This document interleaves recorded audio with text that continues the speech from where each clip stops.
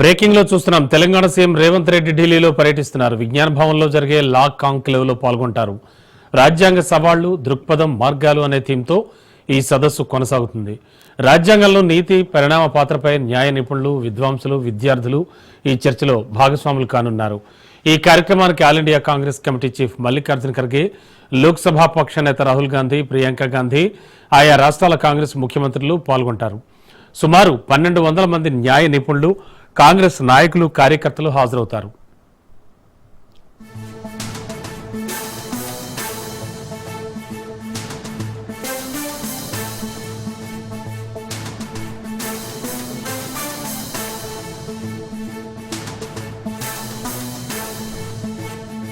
ఏపీలో నేడు అన్నదాత సుఖీభవ పథకం ప్రారంభం కానుంది. ప్రకాశం జిల్లా దర్శి మండలం తూర్పు వీరాయపాలెంలో ఈ పథకాన్ని సీఎం చంద్రబాబు ప్రారంభిస్తారు.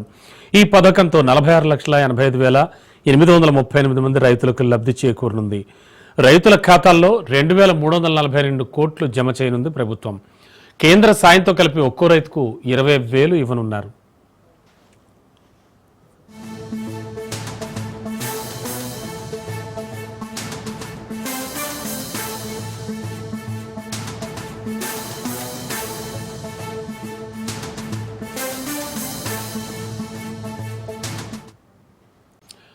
ఏపీలో కేంద్ర మంత్రి నితిన్ గడ్కరీ పర్యటిస్తున్నారు. ఇవాళ ఆయన తిరుమల శ్రీవారిని దర్శించుకుంటారు. మధ్యాహ్నం ఇంద్రకీలాద్రిపై కనకదుర్గమ్మ అమ్మవారిని దర్శించుకుంటారు. సాయంత్రం 4 గంటలకు మంగళగిరిలో సీఎంను కలుస్తారు. ముఖ్యమంత్రితో కలిసి నేషనల్ హైవే అధికారులతో Gadkari సమావేశమవుతారు.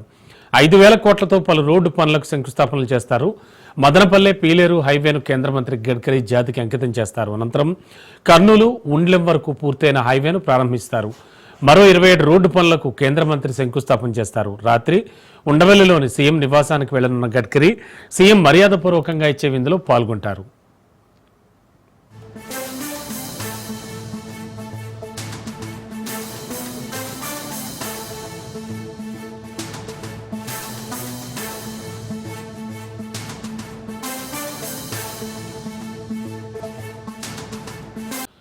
Kaleshwaram commission report CM Revanth రెడ్డికి చేరింది. డిప్యూటీ సీఎం భట్టి విక్రమార్క, మంత్రులు ఉత్తమ్ కుమార్ రెడ్డి, పొంగులేటి శ్రీనివాసరెడ్డి సమక్షంలో అధికారులు సీఎంకు నివేదికను అందజేశారు. నివేదికను అధ్యయనం చేసి పూర్తి సారాంశాన్ని తెలిపేందుకు ప్రభుత్వం కమిటీ నియమించింది. ఈ కమిటీలో నీటిపారుదల శాఖ సెక్రటరీ, న్యాయశాఖ సెక్రటరీ, జీఏడీ సెక్రటరీ సభ్యులుగా ఉంటారు. కమిటీ నివేదికను అధ్యయనం చేసి పూర్తి సారాంశాన్ని ఈ నెల 4న రాష్ట్ర కేబినెట్కు సమర్పిస్తారు. మరోవైపు మంత్రులు, సీఎస్తో సీఎం రేవంత్ రెడ్డి సమావేశం అయ్యారు. కాళేశ్వరం కమిషన్ నివేదికపై చర్చించారు ఆయన.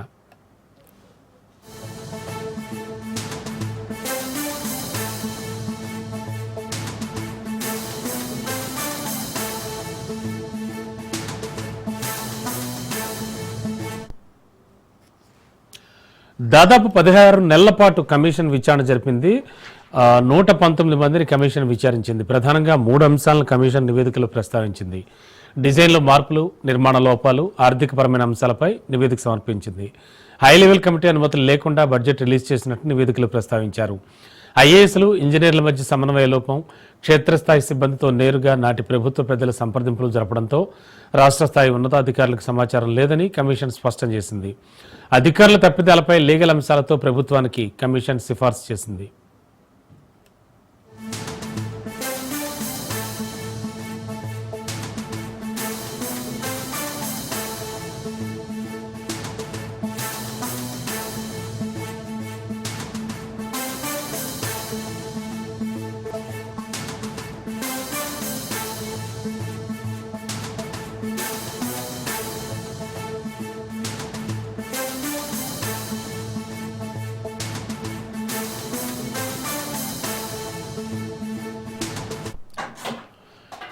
కాళేశ్వరంపై 650 పేజీలతో పీసీ ఘోష్ కమిషన్ నివేదిక అందజేసింది. కాళేశ్వరంపై 15 నెలల పాటు విచారణ చేసింది.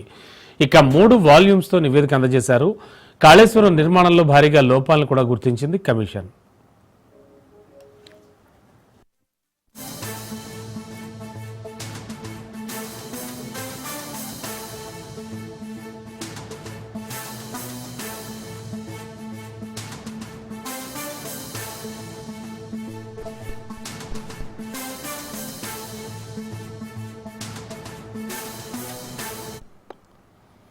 బనకచెర్ల కట్టి తీరుతామని లోకేష్ అంటున్నాడని కానీ అదే బనకచెర్లను అడ్డుకొని తీరుతా ఉంటున్నారు మాజీ మంత్రి హరీష్ రావు. ఎవరి అండ చూసుకుని లోకేష్ బనకచెర్ల కడతా ఉంటున్నారని ప్రశ్నించారు. కేంద్రంలో తెలంగాణలో తమ వాళ్లే ఉన్నారన్న ధీమా లోకేష్లో ఉందన్నారు. రేవంత్ సర్కార్ ఏపీతో లోపాయకారి ఒప్పందం చేసుకుందన్న హరీష్ లోకేష్ మాటలపై మంత్రులు నోళ్లు మెదపరని చురకలంటించారు. లోకేష్ గారు ప్రాజెక్ట్ కట్టి తీర్థం, అనుమతులు తెచ్చి తీర్థం అని ఆయన మాట్లాడితే రాష్ట్ర కాంగ్రెస్ ప్రభుత్వం ఎందుకు ఈరోజు ఇప్పటివరకు స్పందించలేదు? ఎట్లా కడతావు, మా తెలంగాణ హక్కుల సంగతి ఏంది అని ముఖ్యమంత్రి మాట్లాడాడు, నీళ్ల మంత్రి మాట్లాడాడు, కాంగ్రెస్ పార్టీ నుంచి కూడా ఎవరు మాట్లాడరు. అట్లా దీన్ని బట్టి ఏమర్థమవుతుంది? మీరు ఆల్రెడీ లోపాయికారి ఒప్పందం చేసుకున్నారు. మీ చీఫ్ సెక్రటరీ ఏమో గోదావరి బనకచెర్ల ఎజెండాలో ఉంటే మేము మీటింగ్కే రాము అని మీ చీఫ్ సెక్రటరీ లెటర్ రాస్తాడు. మీరేమో రాత్రికి రాత్రి ఢిల్లీకి పోయి మొదటి అంశమే గోదావరి బనకచెర్ల ఉంటే కూడా ఆ మీటింగ్లో పాల్గొంటారు, కమిటీ వేయడానికి ఒప్పుకొని వస్తారు. నీ ధైర్యం చూసుకొని నిన్న లోకేష్ గారు మాట్లాడారు, బనకచెర్ల కట్టి తీర్థం, ఎవడు అడ్డొచ్చినా కట్టి తీర్థమని మాట్లాడుతూ ఉన్నారు. మరి నువ్వు ఎందుకు మాట్లాడవు? ఎందుకు ఈ రాష్ట్ర ప్రభుత్వం నోర్లు మూసుకున్నది అని నేను అడుగుతా ఉన్నా. అంటే ఇలా బనకచెర్లపై చంద్రబాబు నాయుడు గారి బుల్డోజింగ్ విధానాలకు కాంగ్రెస్ బీజేపీల మౌనం నుంచే, వీళ్ళ లోపాయికారి ఒప్పందం నుంచే ఇవాళ తెలుగుదేశం ప్రభుత్వం బుల్డోజింగ్ విధానాలు పాల్పడతా ఉంది. మీరు సహకరించడం వల్లనే అంత ధైర్యంగా ఈరోజు వాళ్ళు మాట్లాడుతున్నటువంటి పరిస్థితి ఉంది. రేవంత్ రెడ్డి ఏం మాట్లాడుతుండు ఉల్టా? ఒకవైపేమో లోకేష్ మేము బనకచెర్ల కట్టి తీరుతాం, ఎవడు అడ్డొస్తాడో రండి, ఎవడు అడ్డొచ్చినా మేము అనుమతులు తెస్తాం అని ఒకవైపు లోకేష్ మాట్లాడుతుండు. రేవంత్ రెడ్డి ఏం మాట్లాడుతుండు? అసలు వాళ్ళు బనకచెర్ల కడతామంటే కదా నేను అడ్డు చెప్పేది అంటుండు. మనం ఏమన్నా ఢిల్లీలో బనకచెర్ల ప్రాజెక్టు వాళ్ళు కడతామంటే కదా నేను అడ్డు చెప్పేది అని చంద్రబాబు నాయుడు పేలవంగా బేల ముఖం వేసుకొని మాట్లాడుతుండు. మేము ఏం చెప్తే బీజేపీ ప్రభుత్వం. ఫిరాయింపు ఎమ్మెల్యేలపై సుప్రీంకోర్టు ఇచ్చిన తీర్పును బీఆర్ఎస్ ఎమ్మెల్సీ సత్యవతి రాథోడ్ స్వాగతించారు. పార్టీ మారిన ఎమ్మెల్యేలకు సుప్రీంకోర్టు తీర్పు చెంపపెట్టు లాంటిదన్నారు. 10 మంది ఎమ్మెల్యేలపై వేటు పడుతుందని, ఆ నియోజకవర్గాల్లో బీఆర్ఎస్ అభ్యర్థులు ఘన విజయం సాధిస్తారని ఆశాభావం వ్యక్తం చేశారు. జూబ్లీహిల్స్లోనూ బీఆర్ఎస్ ఘన విజయం సాధిస్తుందన్నారు. డోర్నకల్ ఎమ్మెల్యే రామచంద్ర నాయక్ పైన సత్యవతి రాథోడ్ విమర్శలు గుప్పించారు. దీన్ని చూడవచ్చు, దీన్ని మనస్ఫూర్తిగా స్వాగతిస్తూ కాంగ్రెస్ పార్టీ ముఖ్యంగా ఒక ముఖ్యమంత్రి అయి ఉండి ముందు సభలో అసెంబ్లీలో ఎన్నికలు రావు, ఎన్నికలు ఎందుకు వస్తాయి, సుప్రీంకోర్టు ఏం చెప్తుందో, సుప్రీంకోర్టు అంటే ఒక తీర్పు నేనేం చేసినా నడుస్తుంది, ఏదైనా మాట్లాడవచ్చు అనుకొని మూర్ఖంగా మాట్లాడే రేవంత్ రెడ్డి లాంటి ముఖ్యమంత్రులకు కాంగ్రెస్ పార్టీకి ఇది ఒక చెప్పపెట్టు అని చెప్పి నేను తెలియజేస్తా ఉన్నాను. కాబట్టి ఎన్నికల్లో ఎవరైనా ఈ డిస్క్వాలిఫికేషన్ కోసం కోర్టులకు పోతే 5 ఏళ్ళు ఎదురు చూసే పని లేదు అని చెప్పి ఆలోచించుకొని ఆశపడి అవకాశాల కోసం, స్వార్థ పనుల కోసం ఒక పార్టీ బీఫామ్ తీసుకొని ఇంకో పార్టీకి పోయే వాళ్ళకు నిజంగా ఈ తీర్పు ఒక కనువింపు అని చెప్పి ఇలాంటి సాహసానికి, దుస్సాహసానికి మరి ఇంకెవరు ప్రయత్నం చేయకుండా ఈ తీర్పు పనిచేస్తుందని చెప్పి నేను భావిస్తా ఉన్నాను. అందుకనే మరి రాబోయే రోజుల్లో తిరిగి మా స్థానాలు మేము కైవసం చేసుకునే దిశగా బీఆర్ఎస్ పార్టీ పనిచేస్తుంది. దానికి శ్రేణులను సన్నద్ధం చేస్తామని చెప్పి ఈ సందర్భంగా. కూటమి ప్రభుత్వ అవినీతిపై ప్రజల దృష్టి మళ్లించేందుకే లిక్కర్ స్కామ్ అంటూ ప్రచారం చేస్తున్నారన్నారు వైసీపీ సీనియర్ నేత సజ్జల రామకృష్ణారెడ్డి. టీడీపీ హయాంలోనే అసలైన మద్యం అవినీతి ఫైళ్లలో సంతకాలు చేసి అడ్డంగా దొరికిపోయారు చంద్రబాబు అంటూ విమర్శించారు. పిట్టకథలు, కట్టుకథలతో లిక్కర్ స్కామ్ దర్యాప్తును సాగిస్తున్నారన్నారు. ఎక్కడో దొరికిన నోట్ల కట్టలకు లిక్కర్ స్కామ్ కు ముడి పెడుతున్నారన్నారు సజ్జల. స్కాముల మీద పెట్టిన కేసుల నుంచి తప్పించుకోవడానికి, ప్రజల దృష్టి మళ్లించడానికి ఎంత అడ్డగోలుగా ఈ కేసును నడుపుతుంది అనే విషయం అందరూ గమనిస్తూనే ఉన్నారు. మూలం లేదు ఇక్కడ, స్కామ్ ఎక్కడనేది తెలియట్లా. ఊడలు మెయిన్ స్కామ్కు బేస్ అయిందనే తెలియట్లే. ఓడలు మహావృక్షాల మాదిరి, అంటే పిట్టకథలు పెద్ద కథల కింద తయారవుతున్నాయి. అది ఓ రోజు ఒక పిట్టకథ, ఒకరోజు అది గల్ఫ్లో పుడుతుంది, ఒకరోజు ఆఫ్రికాలో పుడుతుంది, ఒకరోజు హైదరాబాద్ శివార్లలో పుడుతుంది, ఒకరోజు ఎక్కడో బిల్డింగ్ కన్స్ట్రక్షన్లో ఉంటుంది, ఒకరోజు ఎన్నికల్లో ఖర్చు అయిపోతుంది. స్కామ్ నుంచి వచ్చినవన్నీ కూడా ఇన్ని రకాలుగా 3,500 అనేవి తెలిసి 3,500 కోట్లని తెలిసి ఒక 35-40 వేల కోట్లకు సంబంధించిన లెక్కలు చెప్తున్నారు. ఇంత చేసి ఎక్కడ స్కామ్ ఎక్కడంటే దానికి సమాధానం చెప్పలేకపోతే, ఎందుకంటే లేదు కాబట్టి.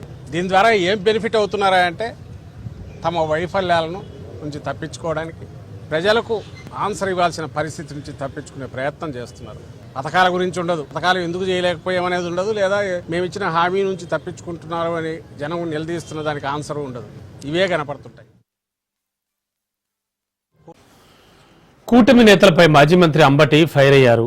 జగన్ పర్యటనకు ప్రజలు రాకుండా అడ్డుకుంటున్నారని, జగన్ పిలవకపోయినా ప్రజలు వస్తున్నారన్నారు అంబటి. ప్రజలు అడ్డుకోవడానికి పోలీసులను వాడుకోవడం సిగ్గుచేటన్న ఆయన తమ నేతలపై అన్యాయంగా కేసులు పెడుతున్నారంటూ మండిపడ్డారు. పెద్దనాయుడు గారు అమలు చేస్తున్నారు, పోలీసులు దానికి దాసోహం అంటున్నారు. నేను ఇక్కడ ఛాలెంజ్ చేసి చెప్తున్నా, తెలుగుదేశం పార్టీ అధికారంలోకి వచ్చిన తర్వాత నోటీస్ మా మీద పెట్టినటువంటి కేసులు ఒక్కటి నిలబడితే అడగండి, నన్ను ఒక్కటి న్యాయస్థానాల్లో నిలబడితే అడగండి. ఒక్కటి కూడా న్యాయస్థానాల్లో నిలబడేటటువంటి ఆధారాలు లేనటువంటి కేసులను పెట్టి వైఎస్ఆర్ కాంగ్రెస్ పార్టీ నాయకుల్ని వేధించి వైఎస్ఆర్ కాంగ్రెస్ పార్టీని అణచాలనేటువంటి ఒక కుట్రపూరితమైనటువంటి పద్ధతుల్లో చంద్రబాబు నాయుడు గారి ప్రభుత్వం పనిచేస్తుంది. ఏ ఒక్క కేసు కూడా నిలబడే కేసు కాదు, ఏ ఒక్క కేసు కూడా కోర్టు దగ్గర నిలబడదు అనేది ఇవాళ నేను చెప్తున్నాను. రాసుకోండి, మళ్ళా నన్ను అడగండి.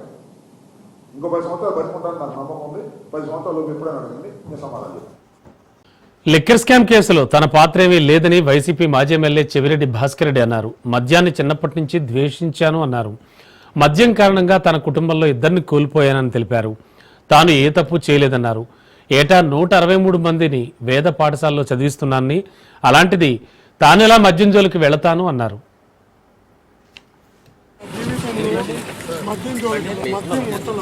ఎన్నికల్లో అంచనా నా కుటుంబంలో 2 కోల్పోయా. ప్రమాణం చేసి చెప్తున్నా, లిక్కర్ జోలికి వెళ్ళే ధైర్యం నాకు లేదు. సెంటిమెంట్ కూడా నాకు బలమైన సెంటిమెంట్ కూడా. నేను 160 మంది వేద పాఠశాల పిల్లలకు 13 సంవత్సరాలుగా వేద విద్య నేర్పిస్తున్నా.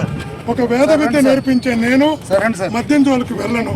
ఈరోజు శిక్ష అనుభవించవచ్చు, తప్పుడు కేసులతో శిక్ష భరిస్తా, ఎదుర్కొంటా. కానీ దేవుడు గొప్పవాడు, ప్రకృతి గొప్పది. ఖచ్చితంగా చెప్తున్నా, నేను మనసా వాచా కర్మేనా చెప్తున్నా. నన్ను కావాలని కేసు చెప్తాను. 100 మంది తప్పు చేసిన వాళ్ళు తప్పించుకుంటూ. వైసీపీ పాలనలో సీఎం అయినా, ఎమ్మెల్యే అయినా, మంత్రి అయినా తప్పు చేసిన వాళ్ళు జైలుకు వెళ్లడం ఖాయమని మంత్రి సత్యకుమార్ ఘాటు వ్యాఖ్యలు చేశారు.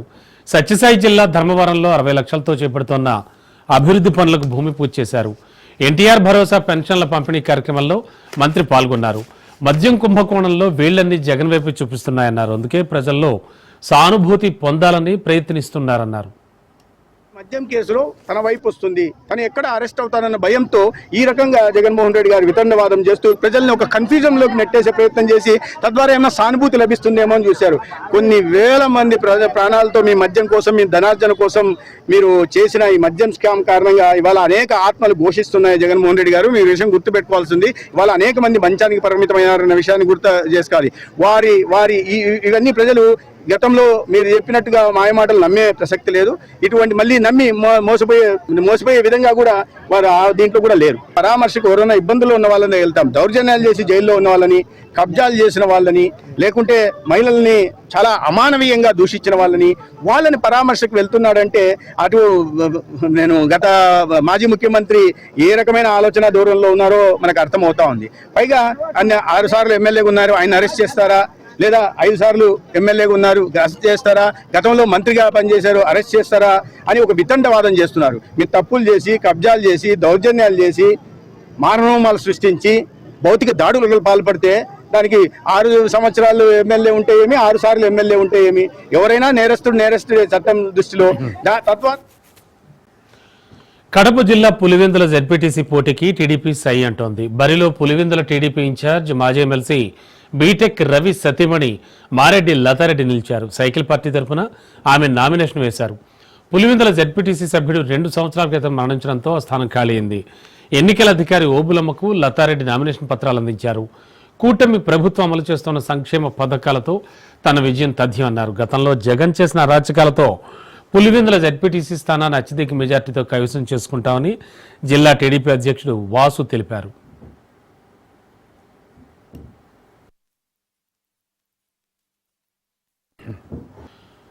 రాష్ట్రంలో సంచలనం సృష్టించిన గొర్రెల పంపిణీ పథకం కుంభకోణంపై ఈడీ సంచలన ప్రకటన చేసింది. ఈ పథకంలో 1000 కోట్లకు పైగా అక్రమాలు జరిగినట్లుగా అధికారిక ప్రకటన చేసింది. ఈ పథకంలో 1000 మాజీ ఓఎస్డీ కళ్యాణ్ ఇంట్లో సోదాలు చేశారు. అలాగే 200లకు పైగా బ్యాంక్ పాస్బుక్లు కూడా సీజ్ చేశారు.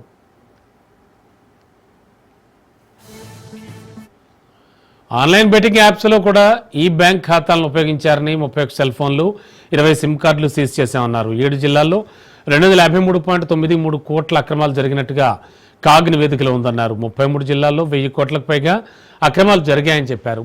లబ్ధిదారులకు వెళ్లాల్సిన నిధులను ప్రైవేటు వ్యక్తులు తమ సొంత ఖాతాల్లోకి మళ్లించారని తెలిసింది.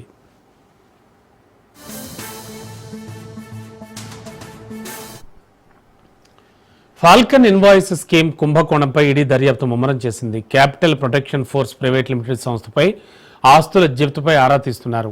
అమర్దీప్ కుమార్ సహా ఇతరులపై ఈడీ చర్యలు తీసుకుంది. పెట్టుబడులపై అధిక లాభాల పేరుతో సాధారణ ప్రజలను మోసం చేసినట్లుగా ఆరోపణలు వెల్లువెత్తాయి. పీఎంఎల్ఏ చట్టం కింద 18 కోట్ల విలువైన స్థిరాస్తులు జప్తు చేశారు. ఫాల్కన్ ఇన్వాయిస్ డిస్కౌంటింగ్ స్కీమ్ పేరుతో పెట్టుబడిదారులను మోసం చేసినట్లుగా ఈడీ గుర్తించింది.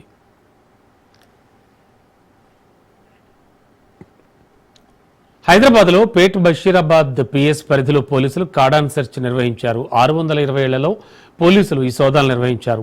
300 నిషేధిత గుట్కా ప్యాకెట్లు, సరైన పత్రాలు లేని 38 బైకులను అధికారులు సీజ్ చేశారు. అనుమతి లేకుండా అక్రమంగా విక్రయిస్తున్న 74 మద్యం సీసాలతో పాటు 63 గ్యాస్ సిలిండర్లను పోలీసులు స్వాధీనం చేసుకున్నారు. అసాంఘిక కార్యకలాపాలకు పాల్పడుతున్న రౌడీ షీటర్ 2 అనుమానితులను పోలీసులు అదుపులోకి తీసుకున్నారు. ఇక ఇలాంటివేం జరగకుండా ఇతర రాష్ట్రాల నుంచి వచ్చిన వారిపై ప్రత్యేక నిఘా పెట్టినట్లు డీసీపీ కోటిరెడ్డి తెలిపారు. సైబరాబాద్ పోలీస్ కమిషనరేట్ పరిధిలో మేడ్చల్ జోన్లో ఉన్నటువంటి పేట్ బషీరాబాద్ పోలీస్ స్టేషన్, దేవరాంజల్ విలేజ్ సంబంధించిన మల్లన్న కాలనీ ఫేజ్ 2లో కార్డన్ సెర్చ్ ఆపరేషన్ చేయడం జరిగింది. ఈ యొక్క ఆపరేషన్లో 280 పోలీసు అధికారులు, సిబ్బంది పాల్గొనడం జరిగింది. దీని యొక్క ముఖ్య ఉద్దేశం ఏంటంటే, ఈ మధ్యకాలంలో ఇతర రాష్ట్రాల నుంచి వచ్చిన వాళ్ళు కానీ మన లోకల్గా ఉన్నటువంటి కొంతమంది అనుమానితులు ఈ ఫైర్ ఆర్మ్స్ వాడటము, ఎక్స్ప్లోజివ్స్ వాడటము, అవాంఛనీయటువంటి అసాంఘిక కార్యకలాపాలకి అవకాశం ఉన్నటువంటి పరిస్థితులు కల్పించడం వల్ల చుట్టుపక్కల ఉన్న ప్రజానీకానికి సేఫ్టీ, సెక్యూరిటీ ఉన్న ఉద్దేశంతో ఎవరు వస్తున్నారు, ఎవరు ఉంటున్నారు అనే దాని మీద ఈ యొక్క సోదాలు చేయడం జరిగింది. దాదాపు 620 హౌజెస్ చెక్ చేయడం జరిగింది. ఇందులో 1884 హౌజెస్ చెక్ చేసి దాని నుంచి మనము ఈరోజు దాదాపు ఒక 35 2 వీలర్స్, ఒక 3 వీలరు, ఒక 4 వీలరు, అంటే టోటల్గా 37 వెహికల్స్ సీజ్ చేయడం జరిగింది. అదేవిధంగా 63 ఇల్లీగల్ గ్యాస్ రీఫిల్లింగ్ సంబంధించినటువంటి సిలిండర్స్ని, 300 gutka packet. Hyderabad additional CP Vishwaprasad కీలక వ్యాఖ్యలు చేశారు. 2 కేసులకు సంబంధించిన 2 ప్రధాన నిందితులను అరెస్ట్ చేశారు. స్టార్ట్ ట్రేడింగ్లో లాభాలు వస్తాయని చెప్పి బాధితుడు $170,000 ట్రాన్స్ఫర్ చేశారన్నారు. ఫేక్ రిటర్న్ స్టేట్మెంట్స్ కనపడేలా చూపించారన్నారు. $20,000 సంపాదించినట్లుగా చూపించి విత్డ్రా చేసుకుందామంటే అవకాశం లేకుండా పోయిందన్నారు. పోలీసులకు ఫిర్యాదు చేయడంతో అసలు విషయం బయటపడిందని పోలీసులు వెల్లడించారు.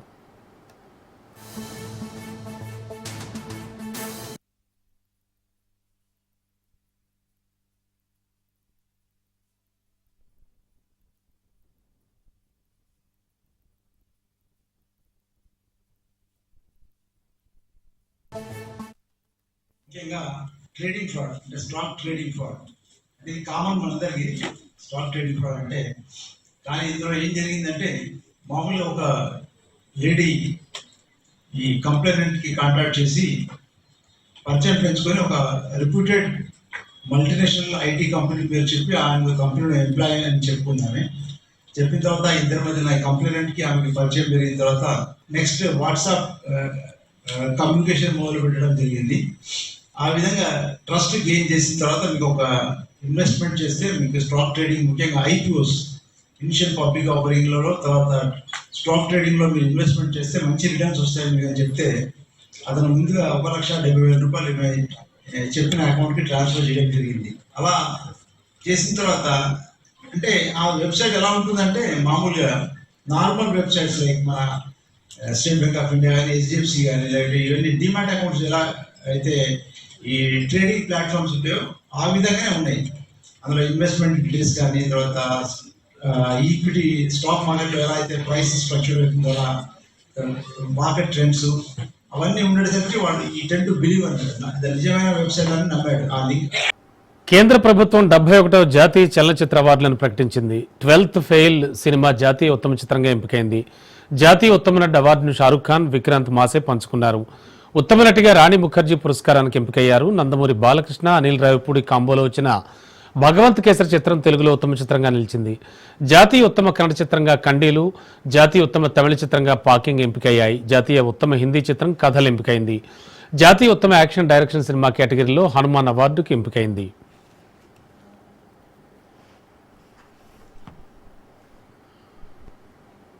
జాతీయ ఉత్తమ సినీ గీతంగా తెలుగు పాట ఎంపికైంది. బలగం సినిమాలోని ఊరు పల్లెటూరు అంటూ సాగే పాటకు జాతీయ పురస్కారం దక్కింది. ఈ పాటకు కాసర్ల శ్యామ్ సాహిత్యం అందించారు. జాతీయ ఉత్తమ సంగీత దర్శకుడిగా ఏఆర్ రెహమాన్ మేనలుడు జీవి ప్రకాష్ కుమార్ అవార్డుకి ఎంపికయ్యారు. జాతీయ ఉత్తమ స్క్రీన్ ప్లే రైటర్గా సాయి రాజేష్ ఎంపికయ్యారు. సూపర్ హిట్ అయిన బేబీ చిత్రానికి గాను ఆయన ఈ పురస్కారం అందుకోనున్నారు. అంతేకాదు బేబీ చిత్రానికి గాను పివిఎన్ఎస్ రోహిత్ జాతీయ ఉత్తమ నేపథ్య గాయకుడిగా అవార్డుకి ఎంపికయ్యారు. The film is Hanuman, Telugu. But the stunt choreography blending myth with momentum and crafting a divine spectacle where ancient power meets cinematic fury, echoing the strength and spirit of Lord Hanuman himself. The stunt choreographer is two of them, Nandu and Prithvi. The song title is Uru Paleturu from the film Balagam, which means the group, Telugu. But the lyricist's vivid portrayal of rural life, capturing universal themes of home, generational bonds, and the heartbeat of a village with cultural intimacy. The lyricist is Kasarla Shah. The best male playback singer goes to the Telugu song Premisthuna from the film Baby. To the singer for his heart-wrenching rendition of Premisthuna with emotional depth, classical finesse, and melodic intensity. The singer is PVNS Rohit. The girl from the film Gandhi Tatha Chetu, Telugu. For the commitment of the little actress towards delivering an emotionally mature and authentic performance with empathy and anchoring the story's moral core with innocence and sincerity. Her name is Sukriti Veni Pandradevi. First one, the Telugu film Baby. The film sensitively portrays a love triangle where a young woman's aspirations and personal growth lead her into emotional crossroads, balancing loyalty, desire, and moral ambiguity with nuance and empathy.